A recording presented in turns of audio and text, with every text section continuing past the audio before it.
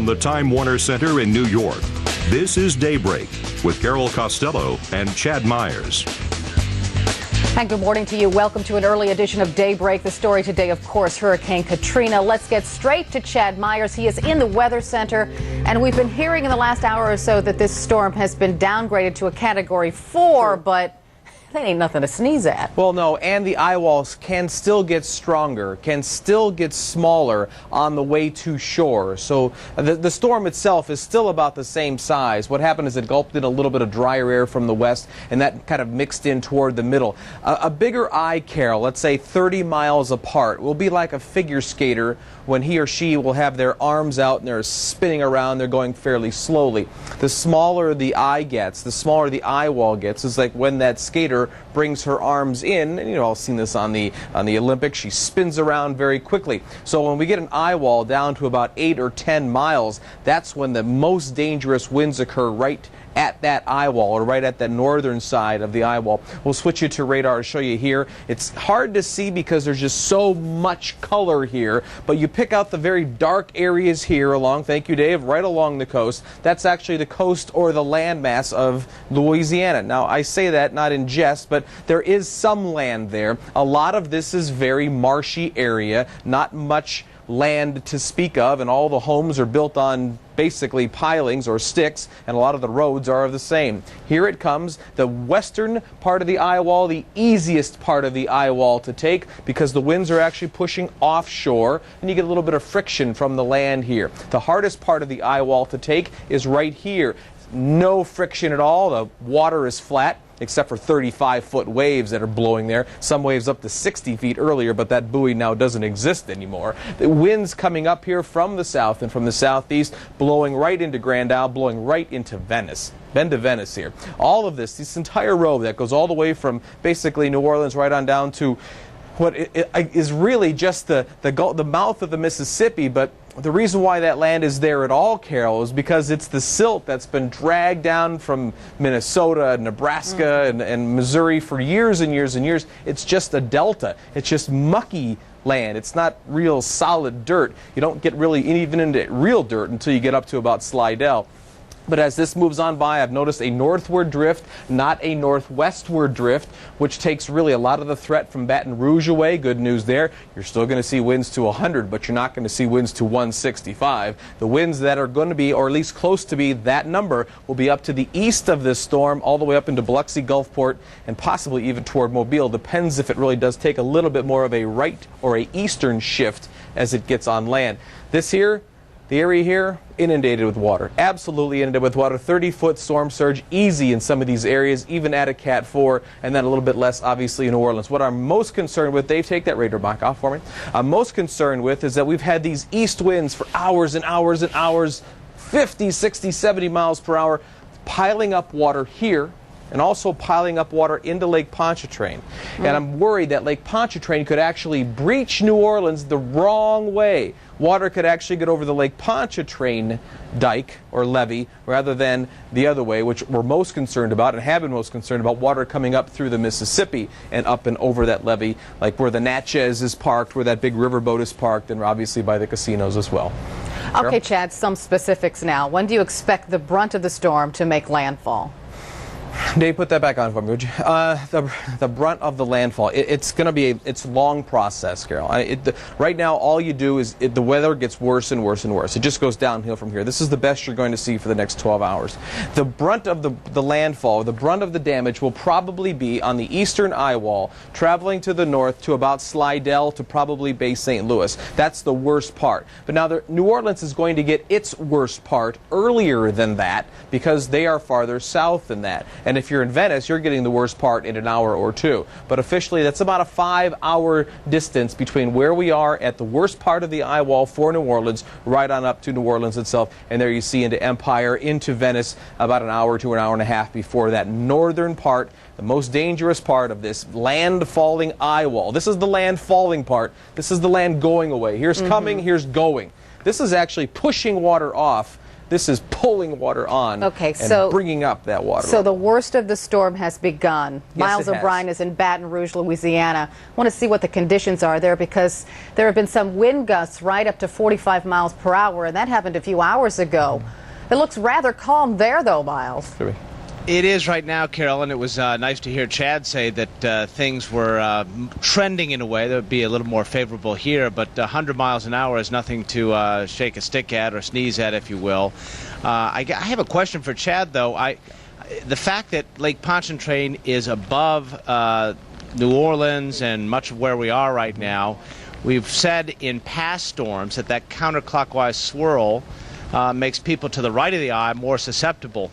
But on the downstroke, if you will, Chad, with Lake Pontchartrain filling up, are they just as susceptible for a storm surge there? Absolutely. There's always a storm surge, Miles, on Lake Pontchartrain. There's only a very small pass, though, to get in and out of Lake Pontchartrain, and then the intercoastal down a little bit farther to the south and toward the southeast of there. But as the water just pours in, piles in, you saw what I went through in St. Marks, Florida, Miles, just a couple weeks ago with the storm there. That storm was hundreds of miles from St. Marks, Florida, and the water went up about 10 feet.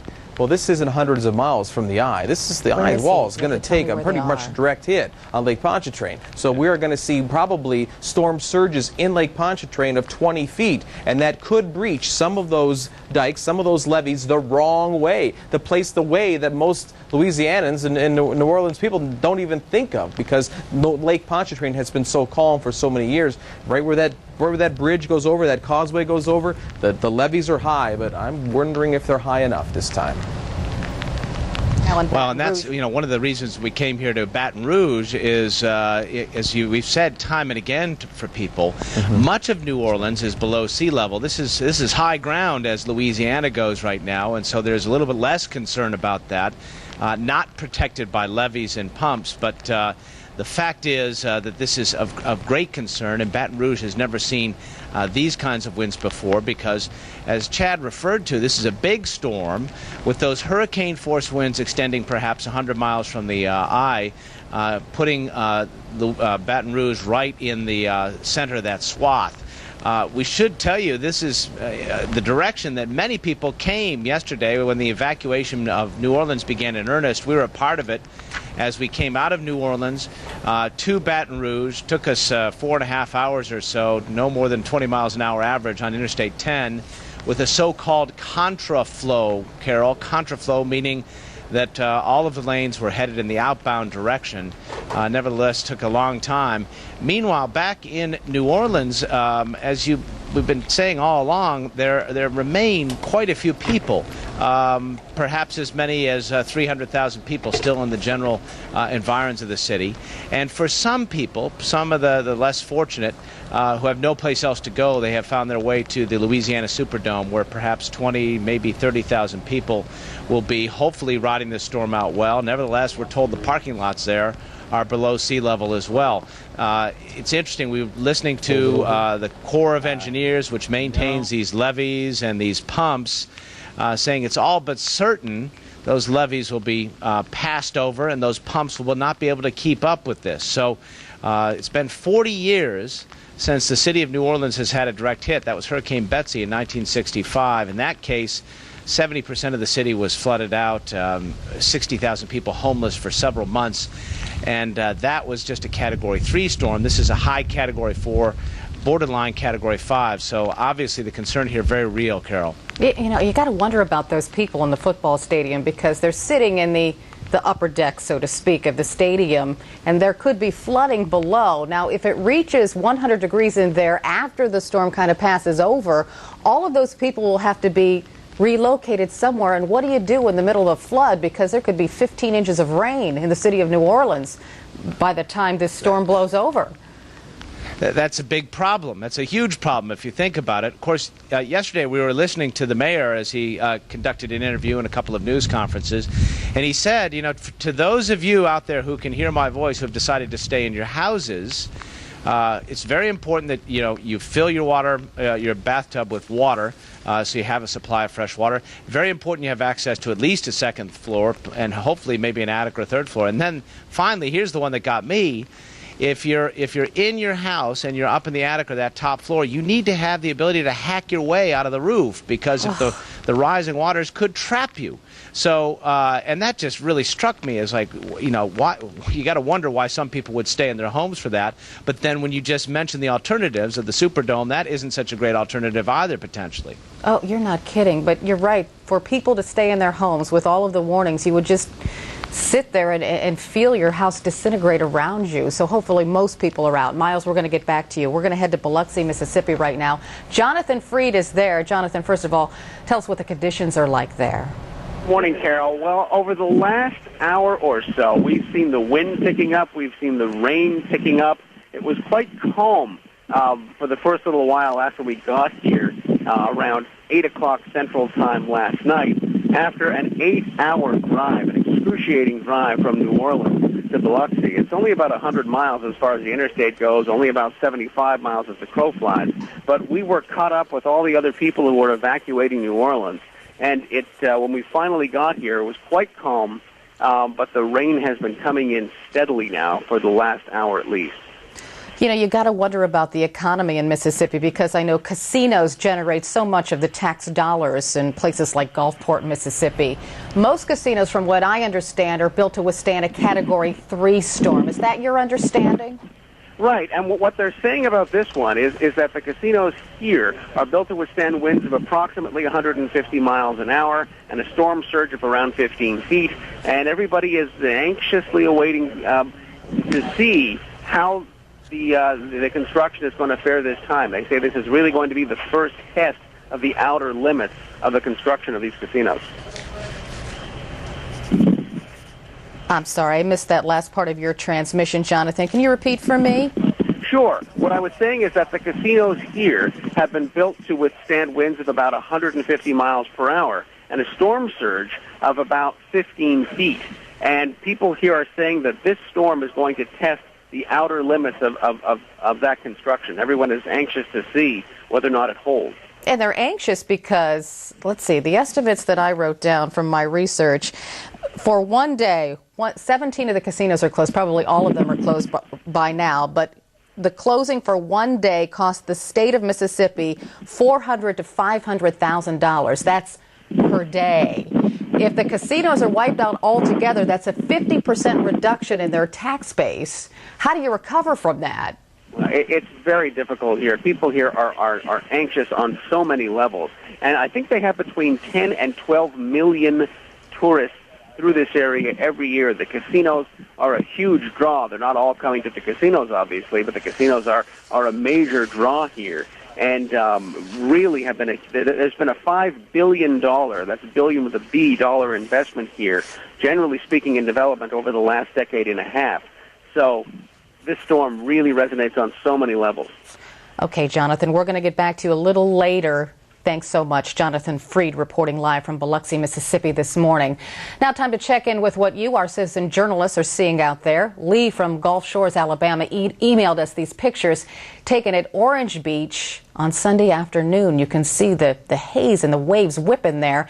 He apologizes for the hazy quality of the photo, says it's due to the 45-mile-per-hour winds that were whipping up the waves in the sand.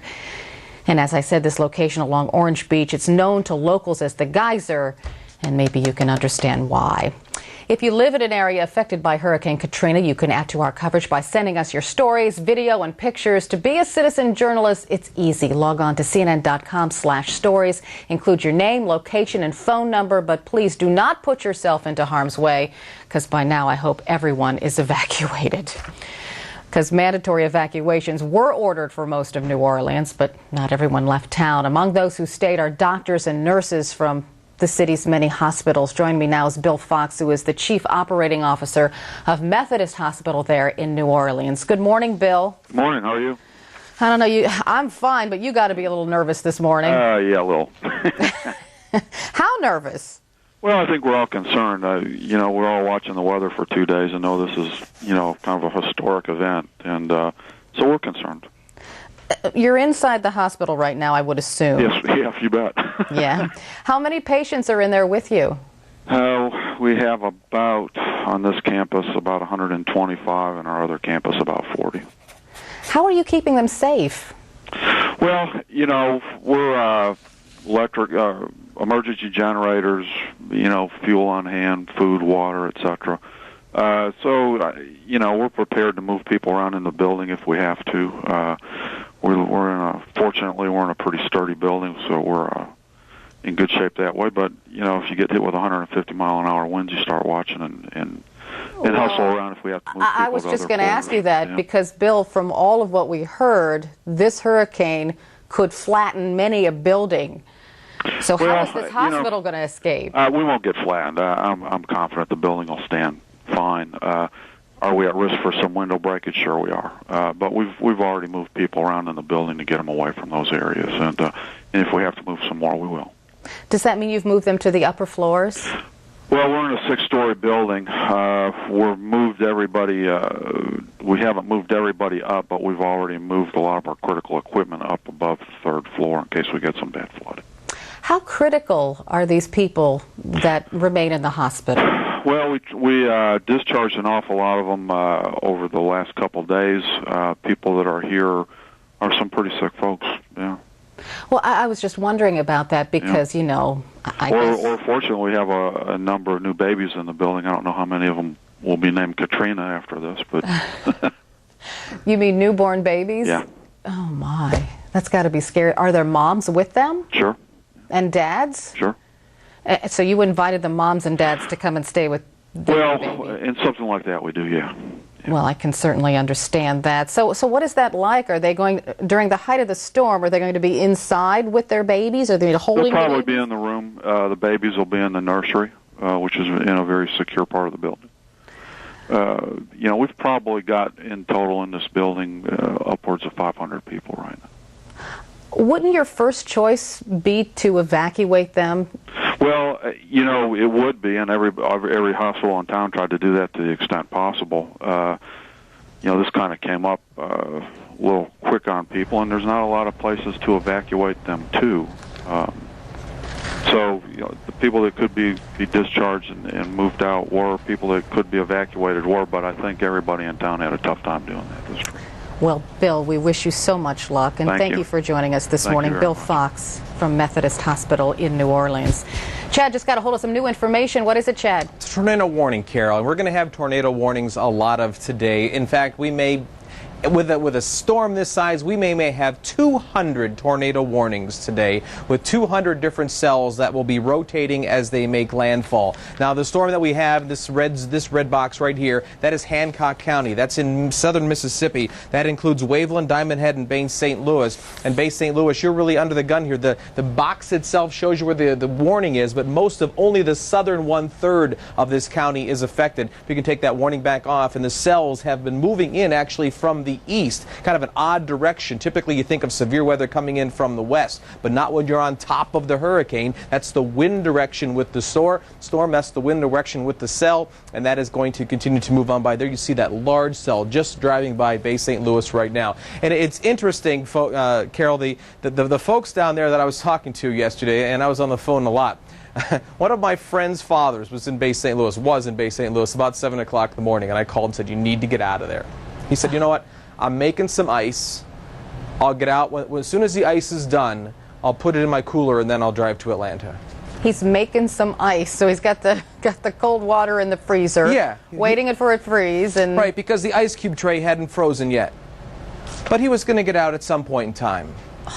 That has to frustrate you as a friend, and you just want to shake him. Yeah, well, I just hope that everybody there was taking this more seriously than that. And I know there are a lot of people that just battened down the hatch and said, hey, we lived through Camille, we can do this. Yeah. I'm afraid this is a bigger storm in some ways. Yeah, my favorite description this morning, and I shouldn't say favorite because that's probably the wrong adjective, but the difference between a Category 4 and a Category 5 is the difference between getting hit by an 18-wheeler and a train. Okay. I'll buy that. Sure. It's pretty true. Yeah, that came from the National Hurricane Center. Oh, okay. We're going to take a short break. We've got much more on Hurricane Katrina coming up, including the effect the storm will have on oil prices. It ain't pretty. CNN's Ali Velshi joins us live with the latest on the deserted oil rigs in the Gulf. Stick around.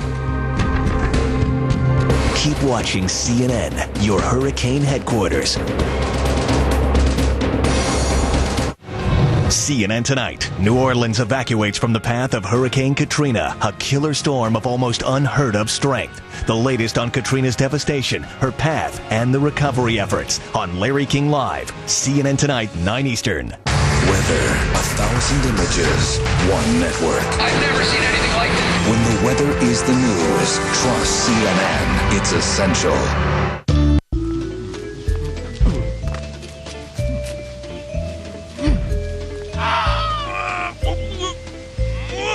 Moving is hard.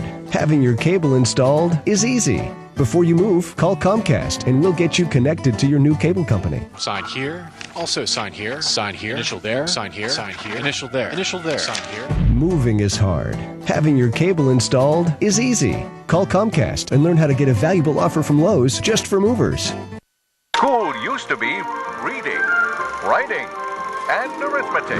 Now it's internet research, computers, and online learning. Make sure your kids are up to date with the incredible speed of Comcast high-speed internet. Keep them ahead of the class with the latest in information technology. Travel the internet with faster speeds than anywhere else. Find out everything about anything now. Homework gets done easier, sooner, faster. Get Comcast high-speed internet for $19.95 a month, plus a free self-install kit.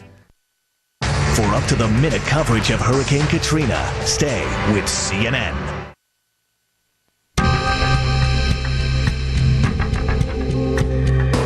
Hurricane Katrina is already causing a major spike in oil prices. Thousands of workers have been evacuated from oil rigs in the Gulf of Mexico and from refineries on dry land, and that is causing the price of oil to flirt with $70 a barrel. The United States gets about 45% of its oil from the Gulf, about 600,000 barrels of oil per day.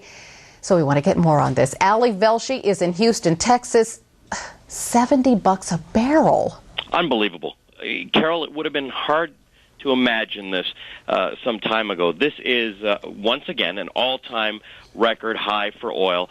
It's about $10 off the inflation-adjusted high price for oil. But here's the story.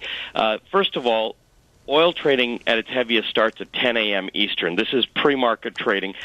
Often you see larger speculation in the pre-market, but we'll see what happens at 10 o'clock. You saw that map that you just had up there from the Department of the Interior. There are some 4,000 rigs and platforms that drill for and produce oil in the Gulf Coast. Now, what happens is much of that goes into that coastal area between Texas and Louisiana, in Texas and Louisiana, for processing and refining. And we've been hearing for months and months and months, Carol, that we've got full refining. We're using all of our refining capacity to make that oil into gasoline and the other things that we use. Well, we have two issues here. One is that they have evacuated almost all of those rigs in the central. In fact, they have evacuated all of the rigs in central and eastern Gulf of Mexico, and they've now evacuated the refineries in that Gulf Coast region.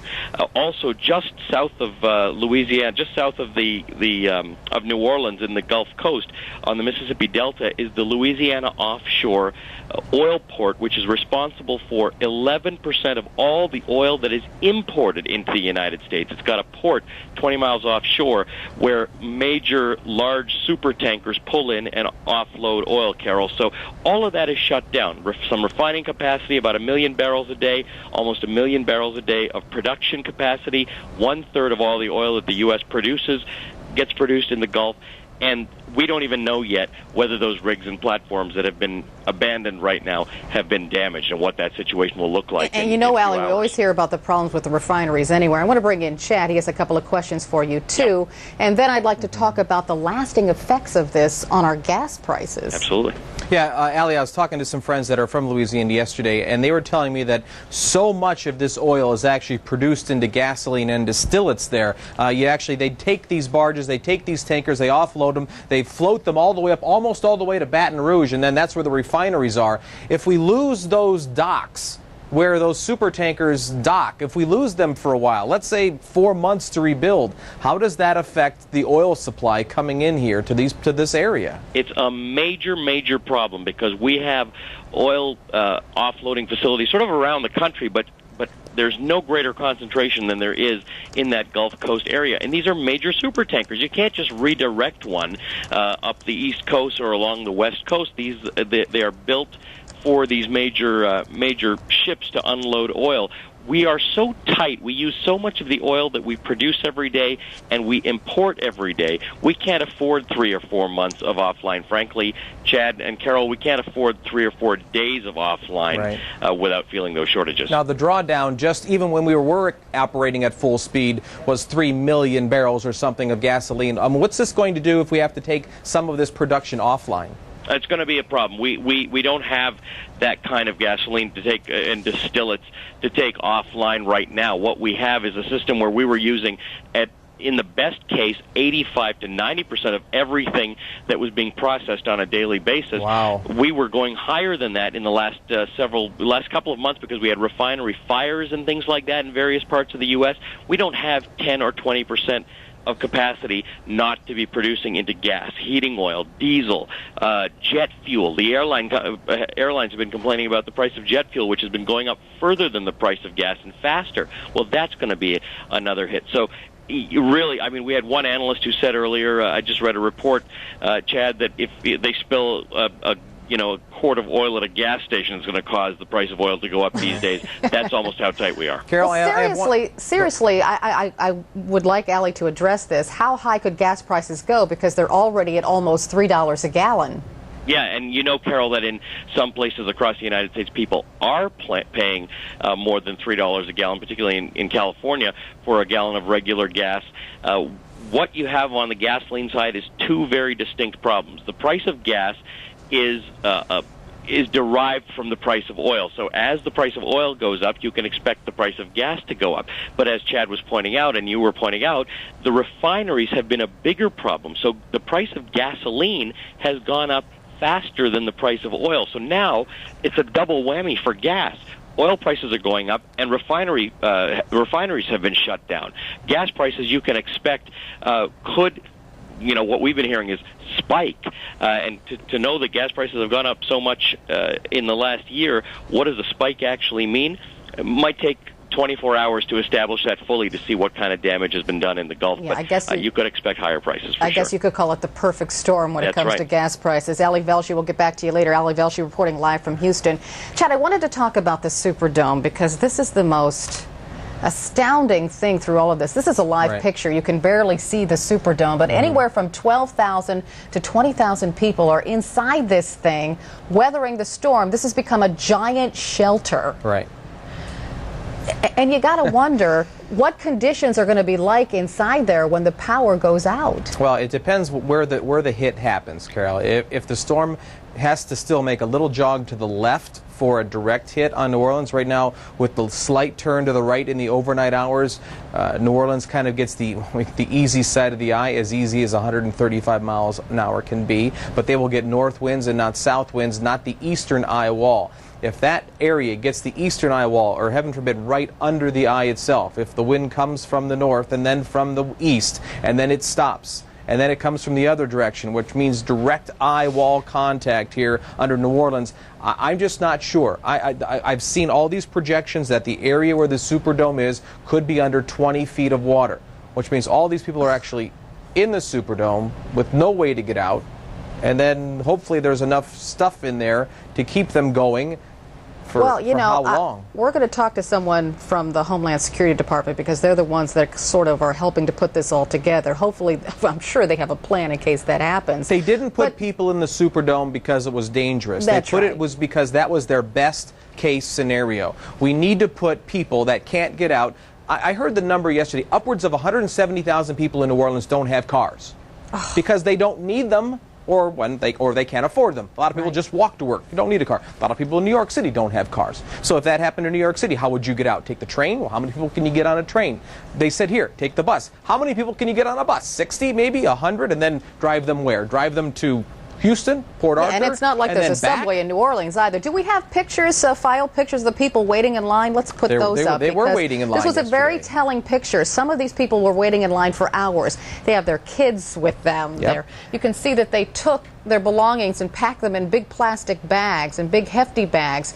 You know, what do you decide to take with you? Because when these people go back to their homes, it's likely their homes will be gone. Well, right, and you know, the whole thing here, the reason why there was a line at all is because there was a large search before going in. There are obviously many things you can't take in with you to a shelter. Sweeps. Security sweeps, absolutely, for all these people. And you try to get 20,000 people through a security sweep. That's the same kind of thing that the TSA goes through on a daily basis, except they didn't have the same type of bodies that the TSA has to try to get all these people in. But hopefully all the people that are in. We've been seeing some pictures in the overnight hours and just in the past couple of minutes, really, of some of the lines of cars. Are those pictures live?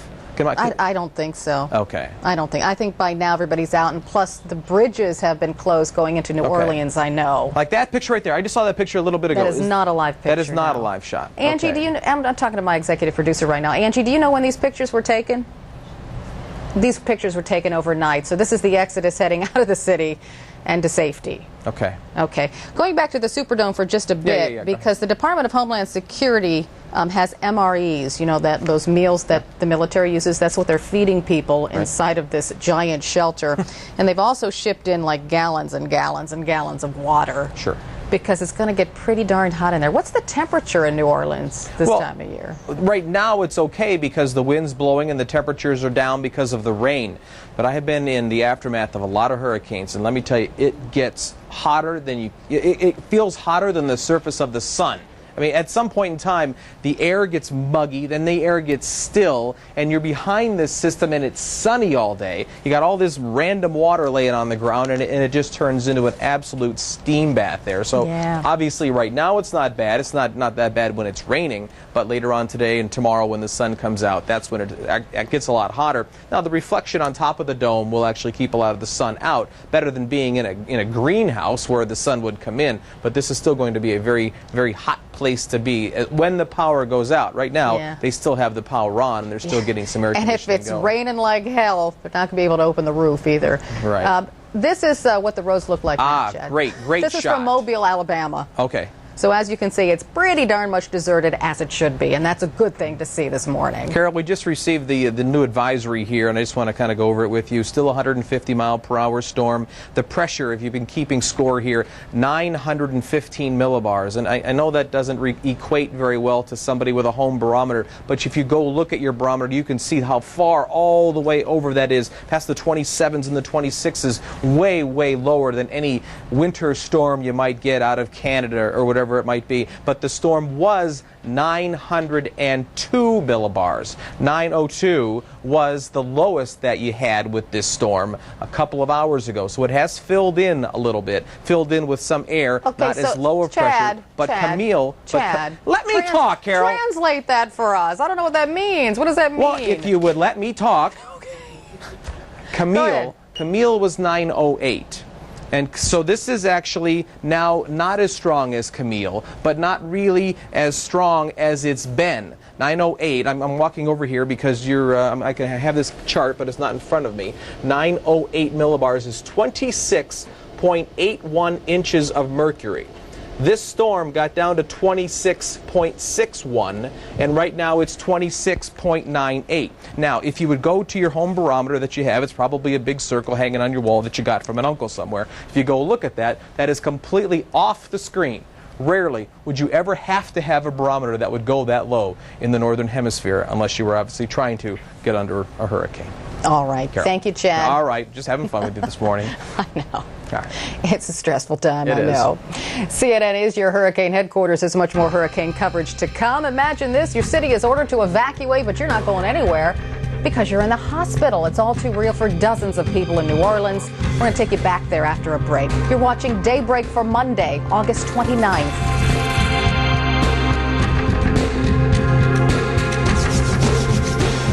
Keep watching CNN, your hurricane headquarters.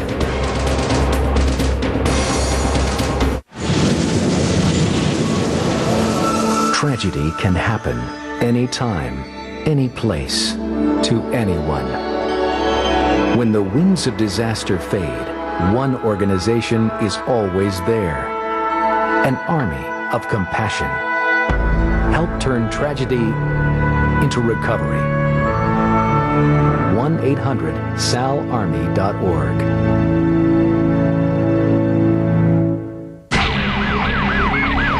TNT tonight. The most talked about series of the summer. There's a dead woman lying on the floor with a big gunshot wound. We were assigned this case by Captain Taylor. Well, there's been a change of plans. Brenda is a CIA-trained interrogator with a reputation for getting confessions that lead directly to convictions. She is a closer. The executive producers of Nip Tuck introduce you to LA's newest detective. Those are requests for transfer from every single member of your squad. This summer, one woman will make you talk. Once I get to work and they see me in action, they'll have a whole list of other reasons to hate my guts. Let me explain. I warned you. Wait a minute. Kira Sedgwick is the closer, a provocative new original series. As hard as a secret is to uncover, it's even harder to keep. The Closer. See an all-new episode tonight at 9.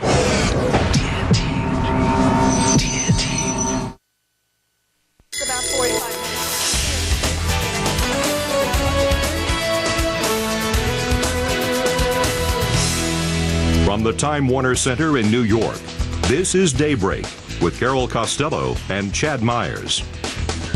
And good morning to you. Welcome to an early edition of Daybreak. We're watching Hurricane Katrina as it unleashes its wrath on the Gulf Coast. Katrina could set off a long and watery road trip inland after making landfall this morning. The massive hurricane's impact will likely be felt far from the coast. Anderson Cooper has been on a long road trip himself. He's been driving all night long. Joins us now live from Baton Rouge, Louisiana. Tell us about your journeys, Anderson. Hey, Carol. Good morning. Good morning, Chad. You know, I heard you talking a little bit right before the commercial break about the people evacuating, and we've seen some million people evacuating from the New Orleans area. As we drove in, I flew into Houston just a few hours ago. The line of cars was truly extraordinary. I've never seen anything like it. Mile after mile after mile, bumper to bumper traffic. I want to show you the bridge that goes over the Mississippi here in Baton Rouge. You're looking at a shot, the bridge over my shoulder. It's pretty much empty at this point. That's the bridge we crossed over about an hour and a half ago. The people heading westward, heading toward Texas. Around this area, it has pretty much slowed to a trickle about an hour and a half ago. As you see right now, there are virtually no cars on that road. But I can guarantee you, heading toward the Louisiana border in the early parts around Orange, Texas, the highways are still crammed with people because we were passing by just bumper to bumper traffic, nonstop. People trying to get out of this storm. We talked to one man at a rest stop in Texas. He was trying to get to Houston, and then he and his girlfriend were going to go to Las Vegas and try to just avoid this whole thing altogether. Here in Baton Rouge, just a little bit of rain at this point, not too much. You don't get much of a sense of what is coming. You don't really have much of a sense of the terror which is out there, which is heading toward New Orleans, possibly heading toward this area. We're not anticipating the brunt of the storm to be here. We wanted to come here to Baton Rouge to be in higher ground in order to be able to broadcast throughout the storm. One of the things, and Chad will tell you this, Carol, you got to be so careful about is this flying debris in these storms. And when you're looking for a location to broadcast from, you look around to see what around you might become airborne. One thing that is a big concern always are street lights. Something like this, which looks pretty solid, it's actually pretty rickety. If these winds get, as Chad had said earlier, 100 plus in the Baton Rouge area, something like that could just become airborne, become dangerous very quickly. I want to check in with Adori Doji, my CNN colleague, who is down in New Orleans at Tulane University Hospital, where they have moved patients to higher ground. It has got to be a very tense scene there. Adora, what's the latest? Absolutely, Anderson. It's been a tremendous amount of anxiety all day long. Very wary of waiting to see what the storm is going to bring here to New Orleans. But here's something a little bit interesting. We were speaking to some doctors and some hospital administrators not too long ago, and they were very thrilled to hear that Hurricane Katrina had gone from a Category 5 to a Category 4. Of course, they understand that it's still packing a very incredibly powerful punch.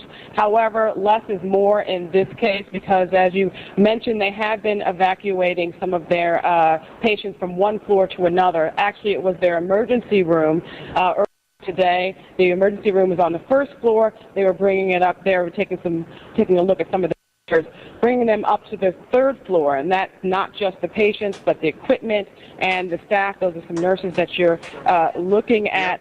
There's been police officers through here today, paramedics, the doctors, the nurses have all been working terribly hard, preparing for what they don't know. They're just trying to prepare for the very worst.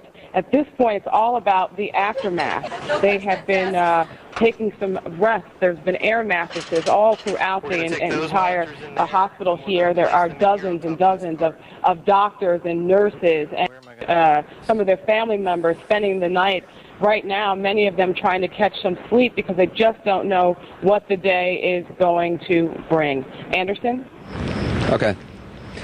Well, Adora, no doubt we will be checking in with you quite a bit over the next couple hours. We'll talk to you soon. That is the scene, as you heard, Chad and Carol, from Adora in New Orleans. And as I said, here in Baton Rouge, we're just getting a little bit of rain. There's really, I mean, it's in, as Chad, as you know well, we've spent a lot of hurricanes together. Yeah. It is very strange in those hours before the storm really hits, where you're waiting, and everyone here is, in their homes, waiting, watching television, listening to the radio, and it's this very sort of eerie feeling. You know something is coming. You know it's going to be bad. You just pray it doesn't hit where you are. And then again, of course, you don't want it to hit where somebody else is. So it's a very strange time, Chad. It certainly is. And I don't think, Anderson, you've ever been on that side of the eye before. We always park you on the dangerous side. This side, this time the winds are actually going to be blowing from the east for a while and then from the north as the storm makes its closest approach. So you will actually be on this side of the eye wall itself, or the western side. I think you were there for Dennis as well. But as that comes in, it's an interesting, a completely different situation because the water is not a threat. The storm surge is not a threat because this is the side where the storm surge is the threat. The threat for you today is, again, that flying stuff. We've seen buildings come apart together, Anderson. I just want you to always keep an eye out there, which way the wind is coming from and what is behind you that the wind is blowing to you, because you never know. Those things move so quickly. A piece of vinyl siding at 80 miles per hour, you can't imagine how fast that goes. I'll tell you. Well, you know, but people at home know. And I'd heard you say that a little bit earlier, Chad, and I can tell you a lot of people in Baton Rouge, when they heard that, no doubt breathing a big sigh of relief that the storm, because there had been some talk. I mean, the main reason we came here to Baton Rouge was just to be in higher ground away from New Orleans, and able to go into New Orleans tomorrow after the storm passes. But there had been some talk that maybe the storm would hit Baton Rouge head on. It is certainly good news for the people here that is not going to happen, because we've seen so many people evacuated to Baton Rouge and moving even further west from here. So some good news tonight. But again, 100-plus mile-an-hour winds, if that's what we're going to get here in Baton Rouge, that is certainly nothing to take lightly, as you know, Chad. Yeah, Anderson, I've got a piece of paper on my screen here where the eye was going when we moved you to Baton Rouge. The eye, just follow the eastern side here of my piece of paper. It was driving itself well west of New Orleans and into Baton Rouge, and that was only about 12 hours ago. Right about at this point in time, 10 hours ago, the storm did make a right-hand turn of at least 10 degrees, and that's why, in fact, New Orleans may even be on the west side of the eye wall. But I've noticed just on the past couple of frames of radar that it's actually wobbled a little bit farther to the west again. Now, I don't think you're going to get back into it. It's been moving to the east, to the right, a little bit too long. You're going to still get into this 80 and maybe 100-mile-per-hour gust, but that just means that New Orleans, you're maybe back into the eye wall landfall with that little wobble. This thing, Anderson, we watch wobbles, and because 15 miles can make such a difference. Where we were in Melbourne, we had some damage. Get down to Palm Bay, get down to some of those areas, it was devastating. That was only 20 miles apart.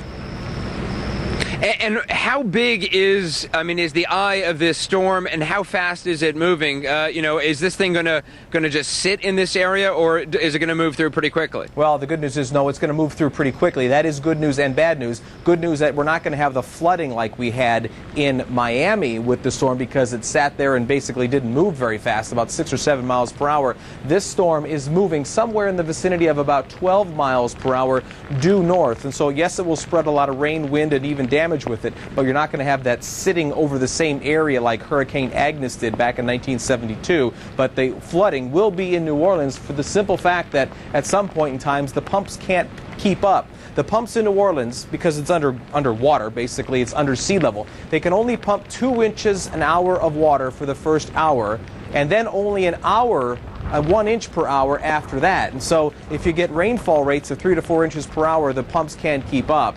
And then we obviously have to worry about those dikes and those levees keeping up as well. So we're going to keep watching New Orleans. You are still in the teeth of this storm, and also Biloxi, Gulfport, right over to Bay St. Louis, and even into Mobile. You're going to get a heck of a storm surge up Mobile Bay.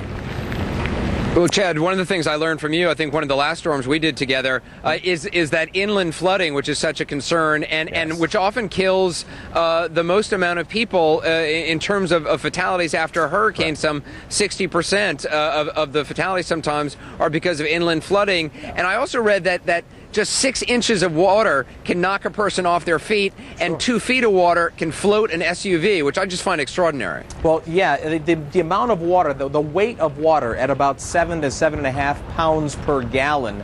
If you get enough gallons under any SUV, under a garbage truck for that matter, it's going to lift up, and then your tires don't have contact with the ground, and then it doesn't matter whether you're steering or accelerating or putting the brakes on. If your tires aren't touching the concrete, you're not stopping or turning your car. That is part of the problem. Another thing, Anderson, I'm worried about is this right side of the eye wall moving through and into central Mississippi and Alabama. And even last night, some of the people in my neighborhood were going out and buying generators, because even through Atlanta, with a lot of rain and even winds to about 60 or 70, now that doesn't sound like a lot if you're living in New Orleans right now, but that will knock down a lot of trees, and that will knock down a lot of power lines, and it could be weeks for people that had no intention of being hurt by this thing to get power back up into Mississippi, Alabama, maybe even as far north as Tennessee. All right, Anderson, yeah, it's always a concern. I'm sorry. Okay, I'll talk to you later, We Carol. have to take a break. I'm so sorry, Anderson. I could blather on. I could blather on for hours. You go. You got important things to do. Okay, we're going to have some of the other top stories of the day coming up in just a few minutes here on Daybreak, plus more on the arrival of Hurricane Katrina. We've got reporters spread all over the region to bring you the very latest. Stay with us. Keep watching CNN, your hurricane headquarters.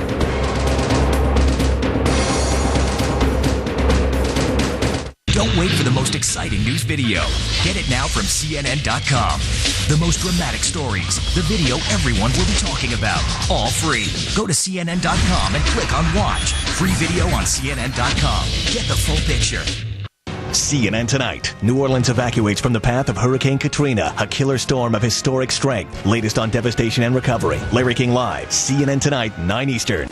Announcing better HD TV programming. Who has HD TV on demand?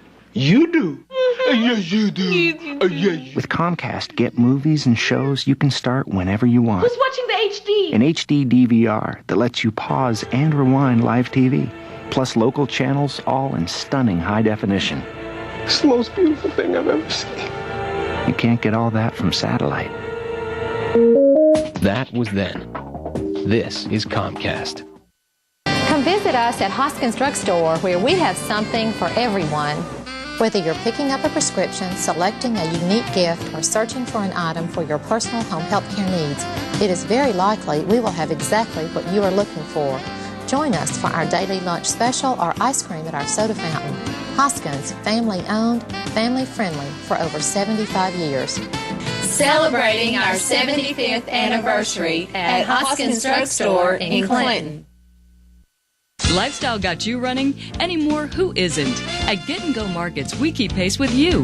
With 4 locations, convenient drive-thrus, electronic check cashing, and our world-famous delis with the best hot dogs and coffee around. Pick up everyday specials on all Coke products. 2 12-packs only $4.98. 2-liter bottles just 97 cents. And we beat every grocery store price in the area on gallons of Mayfield 2% and skim milk. Convenient, friendly, and fast with great food and fuel. That's Get & Go Markets.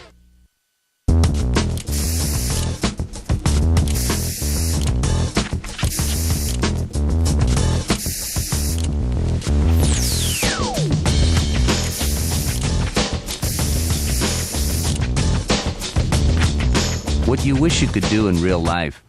Can I see it in red again? Now you can do at the all-new, completely redesigned VHIX.com. the all-new VHIX.com. Roadmap to the automotive world. To the minute coverage of Hurricane Katrina, stay with CNN.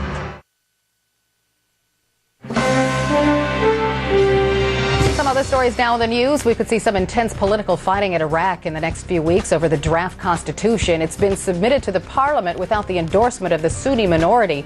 The Iraqi people are to vote on the draft in mid-October. France has put out a list of 5 airlines banned from its airspace for safety reasons. They include Air St. Thomas from the United States. France acted after the recent plane crash in Venezuela that killed dozens of French tourists. A red-hot night for Green Day. The punk band was the big winner at the MTV Video Music Awards in Miami. The band won 7 of the 8 categories in which they were nominated, including Best Rock Video. Let's head to the forecast center again. So, how fast is this hurricane moving, Chad? 12 miles per hour, Carol. That's the latest advisory. 12 miles per hour. The distance across from eye to eye, Anderson just asked me. I couldn't answer him without using our tracker here on Titan. 30 miles across. Now, that's the big story. That's still a very large eye for a landfalling hurricane. If this would get down into the 10 or 15 mile per hour or mile range, that mile would get smaller and smaller and smaller, and those wind speeds, like a top in the middle, would get faster and faster and faster. So at right now, the wind speed 150 miles per hour. The storm did make a little bit of a kink to the north, as expected. That was completely in the forecast, completely in the hurricane track from the Hurricane Center. Right now, still a Category 4.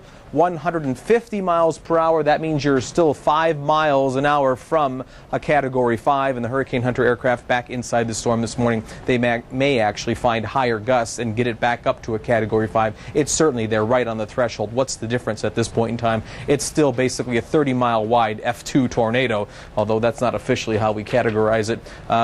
Here is the official 4 o'clock advisory, Carol. Get this for you here in about 10 seconds after I read it. Come back to me.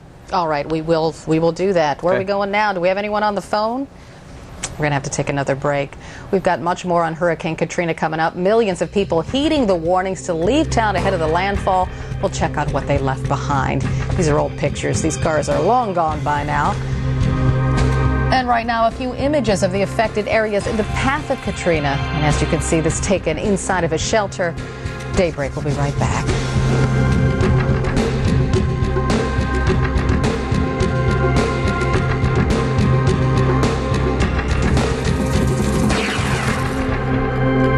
Keep watching CNN, your hurricane headquarters. Do you think you'd notice if you were missing half of your money, or half your friends, your better half, your half and half? What if you were missing half of your kidney function? You'd think you'd notice, but you could have chronic kidney disease right now and not even know it. According to the National Kidney Foundation, 20 million people have chronic kidney disease, and 20 million more may be at risk and not even know it. Chronic kidney disease is a growing epidemic. Anyone with high blood pressure, diabetes, or a family history of chronic kidney disease is at risk. Certain ethnic groups are at an even higher risk. Early diagnosis and treatment of this disease and its complications are vitally important. To get the whole story on chronic kidney disease, talk to your doctor and visit the National Kidney Foundation at kidney.org or call 1-800-622-9010 for a free brochure. Because when it comes to chronic kidney disease, you might not know the half of it.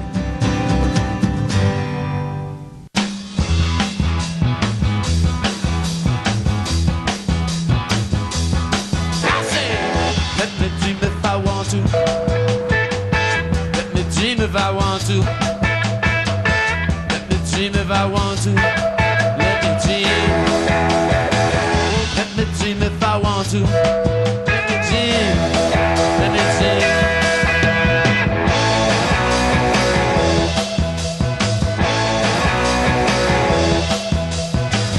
Let me dream if I want to.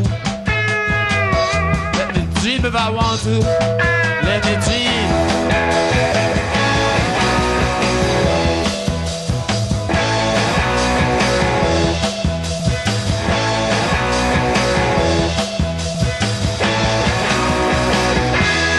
Live among the stars. Uncut, commercial free. Turner Classic Movies. Now at CNN.com. Hurricane Katrina's projected path, eyewitness accounts, free video, and your personal stories. Complete coverage of Hurricane Katrina, now at CNN.com.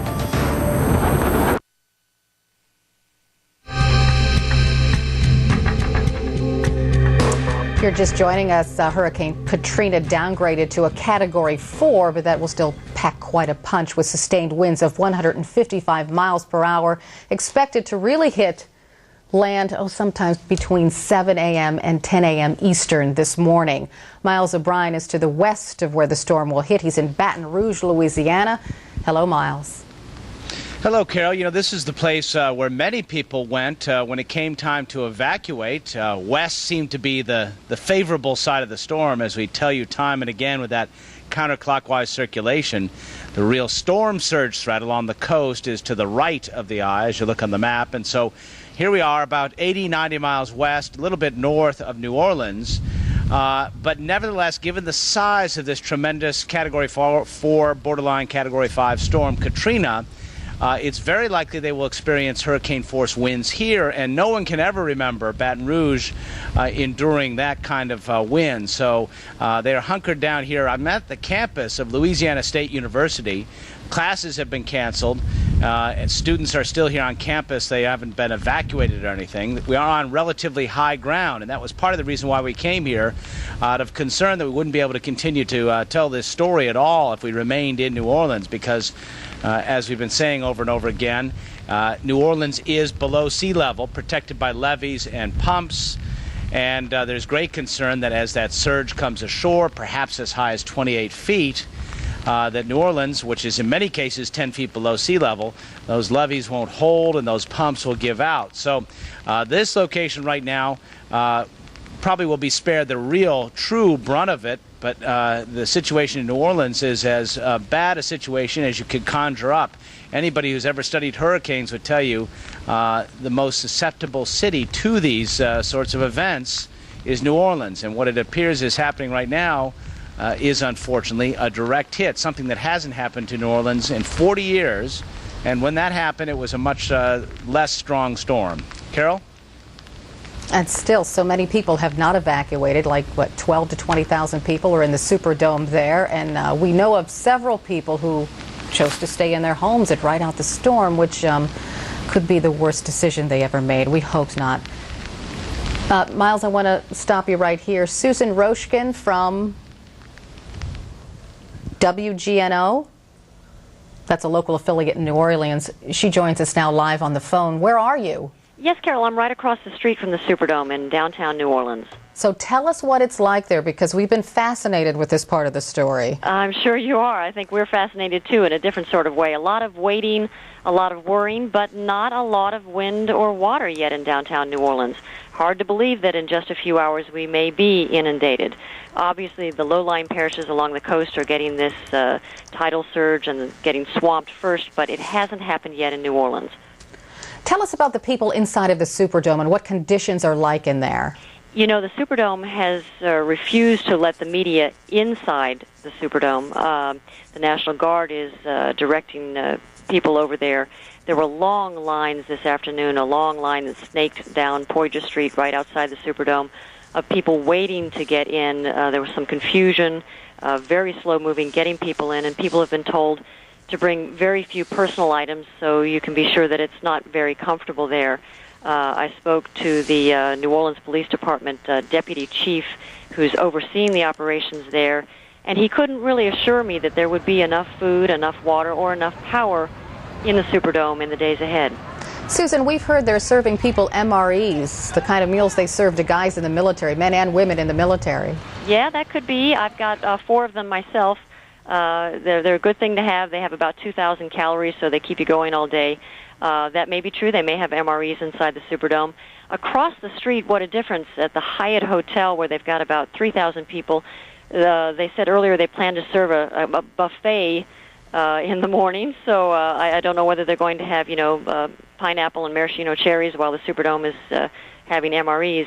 I also went tonight to the local children's hospital, where the young patients have been evacuated up. The hospital is in a low spot, so Last night, the patients and an operating room were moved off of the first floor up to a higher floor. They say they've got generators there at the hospital, but they don't expect the generators to be able to power Children's Hospital here in New Orleans for more than 2 weeks. So certainly everyone's hoping that this hurricane and the damage and the possible flooding don't last that long. Susan, something I'm wondering about, mandatory evacuations, everybody get out of town, and yet 3 hospitals that I know of in New Orleans are up and running, although they've taken very special precautions. Are their buildings fortified? Because this storm could pack winds of 155 miles per hour. Yes, it could, Carol, but so many people in New Orleans simply don't have a way to get out, don't have transportation out of the city. As many as 1/4 of the city's residents don't have a car. And you have, this is a very predominantly poor city, a lot of elderly people, a lot of sick people, a lot of people on dialysis and oxygen, and with special needs. And so, of course, the hospitals are going to try to stay open whether or not the buildings seem to be safe enough to withstand what's coming or not. Well, you be careful. Susan Rojian from WGNO reporting for us live from New Orleans. Thanks so much. It is Monday, August 29th.